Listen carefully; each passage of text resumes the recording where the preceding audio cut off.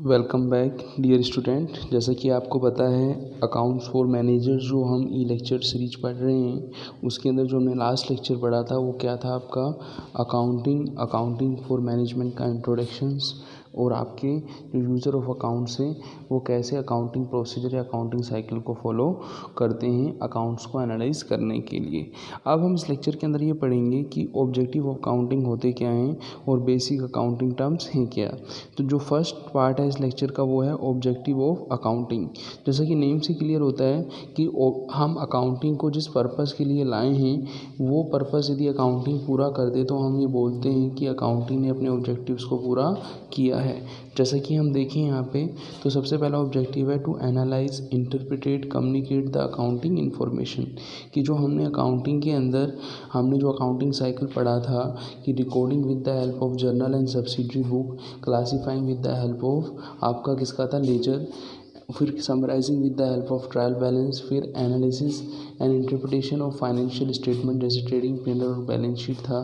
फिर हम क्या करते थे, कम्युनिकेट करते थे उन रिजल्ट्स को यूज़र ऑफ अकाउंट्स को। तो यहाँ पे देखें तो अकाउंटिंग की जो लास्ट साइकिल की जो स्टेज थी वो क्या थी, to analyse interpret and communicate the accounting information. तो ये अकाउंटिंग का बेसिक ऑब्जेक्टिव बनता है। फिर हम बात करेंगे कि जब हम अकाउंटिंग फॉर मैनेजमेंट का इंट्रोडक्शन समझ रहे थे तो हमने ये बोला था कि अकाउंटिंग फॉर मैनेजमेंट को लाने का ऑब्जेक्ट यही था कि वो क्या करे, मैनेजर्स को हेल्प करे। अब जो मैनेजर्स होते हैं वो डिसीजन लेते हैं तो किसकी हेल्प से लेते हैं, अकाउंटिंग फॉर मैनेजमेंट की हेल्प से लेते हैं। कैसे लेते हैं, जैसे कि आपको पता है कि जो मैनेजमेंट के फंक्शन होते हैं चाहे वो प्लानिंग हो, चाहे वो वैल्यूएशन हो, चाहे वो कोऑर्डिनेशन हो, चाहे वो कम्युनिकेशन हो, चाहे वो कंट्रोलिंग हो, चाहे वो डिसीजन मेकिंग हो, चाहे वो फिक्सिंग ऑफ रेस्पॉन्सिबिलिटी हो, उनमें कहीं ना कहीं हमें वो इन्फॉर्मेशन चाहिए होती हैं जो अकाउंटिंग से हमें मिली हैं। तो यहाँ पे हम बात करें जैसे प्लानिंग की बात करें कि जो मैनेजर रहते हैं वो क्या करते हैं, बिजनेस की प्लानिंग करते हैं। तो उस प्लान को बनाने के लिए जो हमें इन्फॉर्मेशन चाहिए वो हमें मैनेजर्स को कहाँ से मिलती है, अकाउंटिंग से मिलती है। फिर है इवोल्यूशन की यदि हम बात करें तो जो अकाउंट्स के जो रिजल्ट्स आते हैं जैसे प्रॉफिट एंड लॉस है, जो अकाउंटिंग का हमें बोलते हैं कि कंपनी की फाइनेंशियल हेल्थ को कंपनी की बैलेंस शीट वो फाइनेंशियल स्टेटमेंट क्या करते हैं, रिप्रेजेंट करते हैं, तो हम उससे वैल्यूएट भी कर सकते हैं। नेक्स्ट क्या आता है, कोऑर्डिनेशन इन द सेंस मतलब ये हुआ कि जब हमने देख लिया कि जो अपनी प्लान बना लिया हमने और उसका वैल्यूएशन कर लिया तो कहीं ना कहीं हमें देखना होगा कि कहाँ कोऑर्डिनेशन है और कहाँ कोऑर्डिनेशन नहीं है, तो उस कोऑर्डिनेशन को भी हम अकाउंटिंग की हेल्प से कर सकते हैं पूरा। फिर नेक्स्ट आता है आपका टू फैसिलिटेट प्रॉपर कम्युनिकेशन। जैसा कि आपको पता था कि अकाउंटिंग के अंदर जो बहुत इंटरेस्टेड ग्रुप रहते हैं, इंटरेस्टेड ग्रुप मतलब जो यूज़र ऑफ अकाउंट रहते हैं जिनका अकाउंट्स के अंदर क्या रहता है, इंटरेस्ट रहता है, तो उनको टाइमली और प्रॉपर कम्युनिकेशन होना भी ज़रूरी है। किसका टाइमली एंड प्रॉपर कम्युनिकेशन होना ज़रूरी है, कि जो अकाउंटिंग से हमें रिजल्ट्स मिले हैं उनका टाइमली क्या कम्युनिकेशन होना बहुत ज़रूरी है। तो अकाउंटिंग क्या करता है, सबसे लास्ट जो स्टेज थी, कम्युनिकेट करता है किसका, रिजल्ट्स, फाइनेंशियल स्टेटमेंट का रिजल्ट्स किसको कम्युनिकेट करता है, यूज़र ऑफ अकाउंट्स को कम्युनिकेट करता है। फिर हम बात करेंगे कंट्रोलिंग की। जैसे कि आपको पता है कि कंट्रोल एक ऐसा फंक्शन है जिसके अंदर हम ये देखते हैं कि जो हमने स्टैंडर्ड रखा था और जो हमारा एक्चुअल है उनमें वेरिएंस है क्या और उस वेरिएंस की कॉजेज़ है क्या। तो हम अकाउंटिंग की हेल्प से हम क्या करते हैं कि हम देखते हैं कि जो एक्चुअल रिजल्ट हमारे आ रहे हैं, अकाउंट्स जो एग्जिबिट कर रहे हैं, कि वो स्टैंडर्ड्स के कंपैरिजन में कितना वेरिएंस है, उस वेरिएंस को हम, उस डिफरेंस को हम क्या करते हैं, एनालाइज करते हैं, उसके कॉजेज़ हैं क्या और उसको हम रिमूव कर सकते हैं। तो ये फैसिलिटेट करता है क्या, कंट्रोलिंग को फैसिलिटेट करता है। आपने ये सब चीज़ें पढ़ी कि हम किसी ऑर्गेनाइजेशन के अंदर ये देख रहे हैं कि भाई उसका रेवेन्यू क्या है, कितना रेवेन्यू होना चाहिए था, कोऑर्डिनेशन है या फिर नहीं है। तो ये चीज़ें हमें ये बताती हैं कि हम कैसे किस सिचुएशन के अंदर कैसे डिसीजन लेंगे। तो अकाउंटिंग हमें हेल्प करती है किसके अंदर, चाहे वो decision in the terms of cost हो, चाहे वो रेवेन्यू हो, चाहे वो प्रॉफिटेबिलिटी हो। तो बहुत सारे हमें डिसीजन लेने पड़ते हैं जो अकाउंटिंग की हेल्प से हम लेते हैं। फिर क्या है, facilitate the fixing of responsibility. अब हमने देख लिया कि अकाउंटिंग का जो प्रोसीजर था उसके अंदर उसके जो रिजल्ट्स आए उसका हमने यूज़र ऑफ अकाउंट को क्या कर दिया, रिजल्ट को कम्युनिकेट कर दिया। अब कम्युनिकेट करने के बाद यूज़र ऑफ अकाउंट क्या करेंगे, उसकी रेस्पॉन्सिबिलिटी असाइन करेंगे कि यदि वो चीज़ पॉजिटिव में आ रही है तो किस कारण से आ रही है, नेगेटिव में आ रही है तो किस कारण से आ रही है। तो जो हम assignment of fixing of responsibility करते हैं वो हम अकाउंटिंग के जो रिजल्ट्स आते हैं उनकी रिपोर्ट्स की हेल्प से हम क्या करते हैं, एनालिसिस करते हैं। और इन सब के लिए क्या होना ज़रूरी है, इन सब के लिए प्रॉपर अकाउंटिंग होनी बहुत ज़रूरी है। तो हमने अकाउंटिंग का जो ऑब्जेक्टिव्स पढ़ा था, फर्स्ट क्या था कि ऑब्जेक्टिव ऑफ अकाउंटिंग हमने यहाँ पे पूरा किया।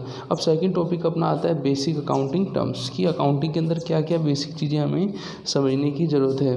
पहले सबसे पहले हमें समझना है कि बेसिक अकाउंटिंग टर्म्स होती क्या हैं। अकाउंटिंग टर्म्स वो हम डे टू डे यूज़ लेते हैं बिजनेस वर्ल्ड के अंदर, उसको हम क्या बोलते हैं, बेसिक अकाउंटिंग टर्म्स बोलते हैं। जैसे कि सबसे पहले हम शुरुआत करते हैं कैपिटल की। कैपिटल होता क्या है, जैसे कि आपको बताया कि बिज़नेस का प्रोप्राइटर जिसको हम ओनर बोलते हैं, वो बिज़नेस के अंदर जो पैसा लगाता है उसको हम क्या बोलते हैं, कैपिटल बोलते हैं। तो कैपिटल क्या होता है, amount invested bye the owner of the business in the business. अब बिज़नेस का ओनर जब बिज़नेस के अंदर पैसा लगाता है तो वो किस फॉर्म में लगा सकता है, कैश की फॉर्म में भी लगा सकता है, वो काइंड्स किसी अदर फॉर्म में भी लगा सकता है, तो वो कैपिटल माना जाता है। फिर हम बात करेंगे लाइबिलिटीज़। लाइबिलिटीज़ क्या होती हैं, लाइबिलिटीज़ होती हैं पेबल होती हैं। यहाँ पे हम जो बात करेंगे लाइबिलिटीज़ के भी हम बाद में क्लासिफिकेशन पढ़ेंगे। यहाँ पे हम लाइबिलिटीज़ की लॉन्ग टर्म की बात करेंगे कि वो लाइबिलिटीज़ जो हमने आउटसाइडर्स को पे करनी है। तो लाइबिलिटी रेफर क्या होता है, amount which forms of to payable to the outsider, ठीक है ना, आउटसाइडर को जो पे करना है। यहाँ पे हम बार बार कह रहे हैं कि जो हम यहाँ पे लाइबिलिटीज़ की बात कर रहे हैं, किसकी बात कर रहे हैं, लॉन्ग टर्म लाइबिलिटीज़ की बात कर रहे हैं। अब हम बात करेंगे असेट्स की। असेट्स मीन्स क्या होता है, रिसीवेबल। रिसीवेबल क्या होता है कि जैसे हम किसी लाइबिलिटीज़ के लिए वो हमारे लिए पेबल है आउटसाइडर के लिए, तो असेट्स हमारे लिए क्या होती है, आउटसाइडर से हमें रिसीवेबल होती है, और उसका हम मेजरमेंट किस में करते हैं, in the terms of money करते हैं, तो वो कहलाता है अपना असेट्स कहलाता है। और असेट्स के यदि हम क्लासिफिकेशन देखें तो एक होता है टेंजिबल असेट्स, एक रहता है इंटेंजिबल असेट्स, और तीसरा होता है आपका फिक्टिशियस असेट्स। टेंजिबल असेट्स वो रहता है कि वो असेट्स जिसको आप सामने अपनी आंखों से देख सकते हैं, वो कहलाती है टेंजिबल होती है। इंटेंजिबल होती है जो आप जिसको आप देख तो नहीं सकते लेकिन बिज़नेस के अंदर कहीं ना कहीं वो है, उसको हम क्या बोलते हैं, आपकी इंटेंजिबल असेट्स बोलते हैं। हम टेंजिबल की बात करें तो इसके अंदर मोस्टली फिक्स असेट्स जैसे आपकी लैंड एंड बिल्डिंग हुआ, प्लांट एंड मशीनरी हुआ, इसको इंक्लूड करते हैं। और इंटेंजिबल की बात करें तो इसके अंदर हम गुडविल हुआ, पेटेंट्स हुआ, कॉपीराइट हुआ, इन सबको हम इंक्लूड करते हैं, वो इंटेंजिबल असेट्स कहलाती हैं। फिर आती है अपनी फिक्टिशियस असेट्स। फिक्टिशियस असेट्स क्या होती हैं, जैसे कि आपको पता ही है कि जब हम बिज़नेस रन करते हैं तो बिज़नेस रन करने से पहले कुछ एक्सपेंसेस ऐसे होते हैं जो बिज़नेस के इनकॉर्पोरेशन या रजिस्ट्रेशन से पहले के होते हैं, जिनको हम क्या बोलते हैं, प्रिलिमिनरी एक्सपेंसेस बोलते हैं। और ये एक्सपेंसेस कौन करता है, बिज़नेस का प्रमोटर करता है, बिज़नेस को प्रमोट करने के लिए। और जब वो बिज़नेस को प्रमोट कर लेता है तो बिज़नेस को प्रमोट करने के बाद जब बिज़नेस रन होता है तो वो उन एक्सपेंसेस को क्या करता है, कमिंग ईयर्स में राइट ऑफ करता है। तो जो प्रिलिमिनरी एक्सपेंसेस जो मैं आपको ये बताना चाह रहा हूँ कि जो एक्सपेंसेस होते हैं जो बिज़नेस के इनकॉर्पोरेशन से पहले किए जाते हैं और उनका रिटर्न ऑफ कब होता है, जब बिज़नेस चलता है उसके बाद, तो वो जो प्रिलिमिनरी एक्सपेंसेस होते हैं वो अपनी फिक्टिशियस असेट्स होते हैं। तो हम फिक्टिशियस असेट्स को डिफाइन प्रिलिमिनरी एक्सपेंसेस की हेल्प से कर सकते हैं। These are the assets which can not be realise in cash, no further benefit can be derived from those assets. Such assets include debit balance of P&L account और आपका preliminary expenses not write off. तो ये कहलाते हैं fictitious assets कहलाते हैं। फिर आता है अपना ड्राइंग।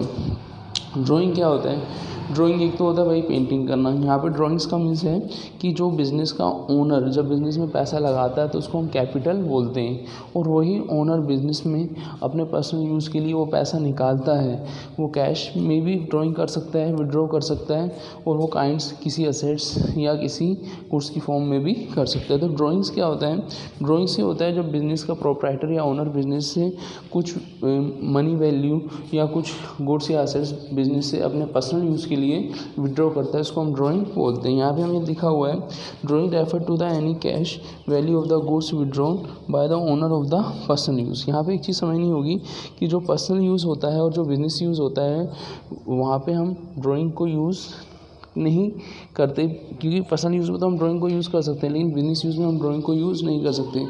जैसे कि हमने यहाँ पे लिखा हुआ है ड्राइंग कब हम मानेंगे, drawing yes is equal to withdraw for plus personal use.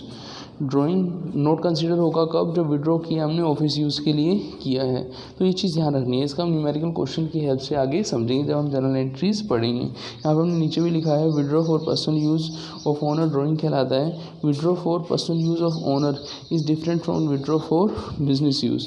ये कैसे डिफरेंस है? Withdraw for personal use drawing कहलाता है, लेकिन withdraw for business use drawing नहीं कहलाता। ये तो था अपना ड्राइंग, जो क्या था कि ड्राइंग ये होता है जब बिज़नेस का ओनर अपने पर्सनल यूज़ के लिए बिज़नेस से कुछ कैश या काइंड्स बिज़नेस से विड्रॉ करता है, तो उसको हम ड्राइंग बोलते हैं। अब हम बात करेंगे वाउचर्स। वाउचर क्या होते हैं? जैसे कि आपको पता है कि वाउचर होते हैं जिनसे हम क्या करते हैं, एंट्री करते हैं बुक्स ऑफ अकाउंट्स में, उसको हम क्या बोलते हैं, वाउचर्स बोलते हैं। जिनकी मतलब जो सपोर्ट है ट्रांजेक्शन्स की, जिनके बेस पर हम ट्रांजेक्शन को रिकॉर्ड करते हैं, वो वाउचर कहलाते हैं। अब हम बात करेंगे कॉन्सेप्ट ऑफ वर्किंग कैपिटल, कि वर्किंग कैपिटल होता क्या है। जैसे कि हम आने वाली क्लासेस में हम ये पढ़ेंगे, डेप्थ में पढ़ेंगे कि असेट्स के क्लासिफिकेशन होते हैं, current assets, non current assets. Liabilities के क्लासिफिकेशन होते हैं, current liabilities, non current liabilities. जब हम वर्किंग कैपिटल की बात करते हैं तो हम ऑपरेटिंग साइकिल की बात करते हैं। ऑपरेटिंग साइकिल हम विद इन 1 ईयर कंप्लीट करते हैं। तो जो ऑपरेटिंग साइकिल के अंदर जो असेट्स आती हैं उनको हम क्या बोलते हैं, करंट असेट्स बोलते हैं। और जो असेट्स ऑपरेटिंग साइकिल के अंदर नहीं आती उसको हम क्या बोलते हैं, करंट लायबिलिटीज़ बोलते हैं। उनको हम नॉन करंट असेट्स बोलते हैं। तो यहाँ पे जो असेट्स ऑपरेटिंग साइकिल के अंदर आ रही हैं उनको करंट असेट्स बोल रहे हैं, जो असेट्स ऑपरेटिंग साइकिल के अंदर नहीं आ रही हैं उनको हम क्या बोल रहे हैं, नॉन करंट असेट्स बोलते हैं। अब जैसे हमने असेट्स के लिए पढ़ा, ऐसी लायबिलिटीज़ के लिए भी होता है कि वो लायबिलिटीज़ जो ऑपरेटिंग साइकिल के अंदर आ रही हैं उनको हम क्या बोलेंगे, करंट लायबिलिटीज़। और वो लायबिलिटीज़ जो ऑपरेटिंग साइकिल के अंदर नहीं आ रही उसको हम क्या बोलेंगे, नॉन करंट लायबिलिटीज़ बोलेंगे। जब हम वर्किंग कैपिटल की बात करते हैं तो हम नॉन करंट को फोकस नहीं करते, हम किसको फोकस करते हैं, करंट को फोकस करते हैं। करंट को फोकस करने का मतलब ये हुआ कि वर्किंग कैपिटल में हम किसको फोकस करेंगे, करंट असेट्स और करंट लायबिलिटीज़ को। और उनको फोकस हम इसलिए करते हैं कि जो करंट असेट्स और करंट लायबिलिटीज़ होती हैं वो ऑपरेटिंग साइकिल पीरियड के अंदर आती हैं। तो वर्किंग कैपिटल होता क्या है? वर्किंग कैपिटल वो अमाउंट होता है कि जो बिज़नेस का ओनर बिज़नेस का 1 ईयर का ऑपरेटिंग साइकिल पूरा करने के लिए जो उसको अमाउंट रिक्वायर होता है वो करंट असेट से पैसा लेता है, करंट लायबिलिटीज़ को पे करता है, तो उसका जो नेट अमाउंट कहलाता है वो क्या कहलाता है, आपका वर्किंग कैपिटल कहलाता है। तो यहाँ पे हमने अकाउंटिंग की कुछ बेसिक टर्म्स को पढ़ा। आने वाली क्लासेस में हम और भी लेक्चर्स के अंदर नई नई टर्म्स को सीखेंगे। तो मिलते हैं नेक्स्ट लेक्चर में। थैंक्स।